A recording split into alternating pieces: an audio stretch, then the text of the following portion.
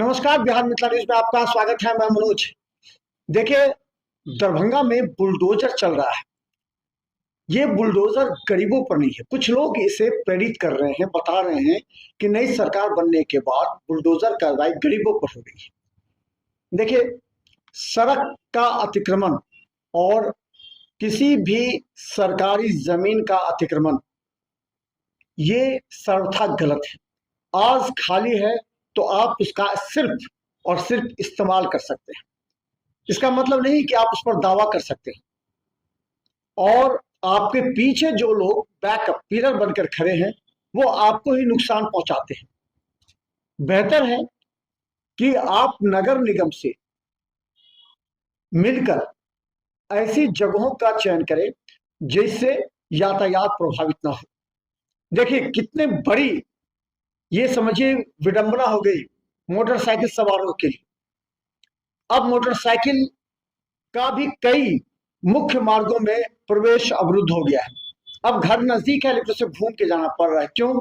क्योंकि सड़कों पर ये अतिक्रमण करके कुछ ठेले वाले, कुछ दुकानदार इस तरह अपना काबिज हो गए जिसका नुकसान जो है वो मोटरसाइकिल दोपहिए सवार वालों को हो गया। अब सवाल ये है कि देखिए किस तरह बुलडोजर उन लोगों पर ही गरजा है जिन लोगों ने सड़क का अतिक्रमण करा दावे करते हैं। सड़क के किनारे थोड़ा सा जगह खड़ा है तो वहां दुकान लगा देते हैं। आपके पास और भी जगह है, वहां जाके लगाइए।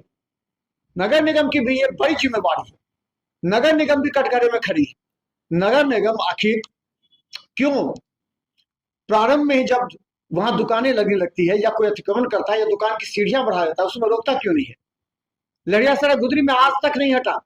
देख लीजिए, आप गुजर नहीं सकते हैं। कई जगह बुलडोजर चलता है फिर अतिक्रमणकारी काबिज हो जाते हैं। वहां देखने के बाद दूसरी जगह जहां से अतिक्रमण होता है वहां भी होता है। देखिए, ये रिपोर्ट जहां भी अतिक्रमण खाली कराया गया वहां अतिक्रमण फिर से चालू, लेकिन अतिक्रमण हटाने का सिलसिला भी लगातार जारी है दरभंगा के दिल्ली मोड़ से लेकर के कई जगहों पर। देखिए एक रिपोर्ट के बारे में बताएंगे। आज हम लोगों का प्रगतिशील लघु दुकानदार संघ स्टेशन रोड दरभंगा जो AICTU से संबद्ध है, उन दुकानदारों की कमेटी के माध्यम से तमाम स्टेशन रोड के दुकानदारों का एक बैठक किया गया है। और उस बैठक में मूल जो मुद्दा है वो है कि सरकार जो शहर सौंदर्यीकरण और सड़क चौड़ीकरण के दरमियान जो सड़क माने यहाँ पुल या ब्रिज या क्या बनाने जा रही है, एलिवेटेड या क्या कर रही है, तो उन सवालों को लेकर के दुकानदारों में के साथ प्रशासनिक पदाधिकारियों के साथ 1, 2, 3 चरण में बात हुई। जिन बातों से दुकानदार के जो भी यूनियन के पदाधिकारी हैं या सक्रिय सदस्य हैं वो लोग प्रशासन के पदाधिकारियों से वार्ता के दरमियान संतुष्ट नहीं हैं और उनको प्रशासन द्वारा सही ढंग से बातचीत करके समझाया भी नहीं गया है, तो दुकानदार अपने आप में अपने को असुरक्षित महसूस कर रहा है।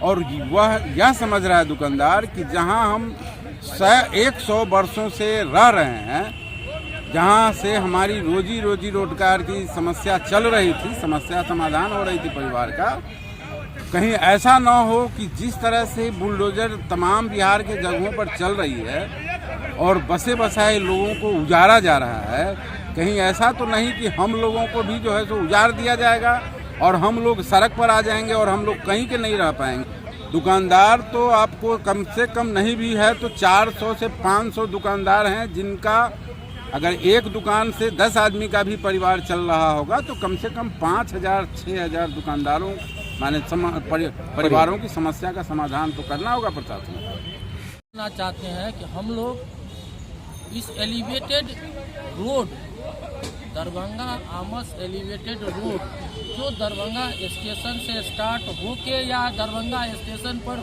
इंड होगा, इस रोड के विरोध में